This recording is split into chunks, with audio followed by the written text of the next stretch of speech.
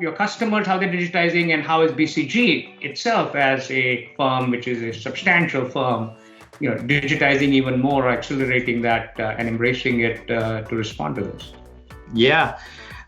It's interesting, Samir. So just hot off the presses, we just finished this survey of IT buyers. And so this is 700 companies that responded with their IT buyers.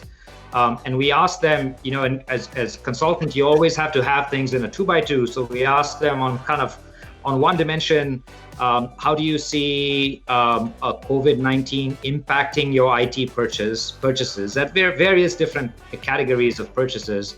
And on the other dimension, what do you think the longevity or the duration of that impact will be? So is this a spike that is temporary, or do you think it's part of a new normal?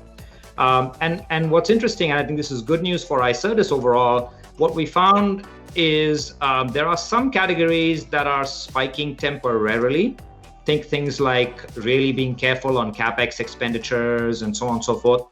There are others that are spiking, and we expect to continue to be at a high level of demand. And so think the obvious ones are things around remote working, an example being the conversation that we're having right now, or security or data protection and so on and so forth. One trend that has been relatively, I don't want to say untouched, but is sort of a secular trend, is cloud migration and software as a service.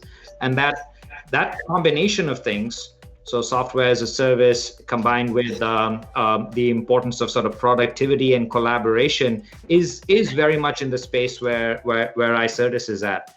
So I think this is actually, it's positive news for a lot of the tech industry, and certainly for Icertis in particular. Just to say a word about your other question, which was how is sort of BCG reacting and responding over here.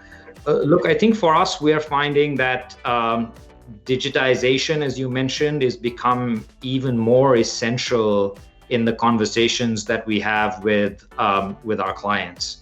And so the nature of the discussions have shifted dramatically, but some of the things that clients have always meant to do, but never really quite put on the front burner, the fact is that in a moment of crisis like this, you have to have them on the front burner. Yeah. So if you do not have a multi-channel solution right now, if you have not accelerated digital marketing spend right now, if you have not thought about how you will enable virtual selling, I mean, these are all things that are very much on the front burner in conversations that I'm having across the board.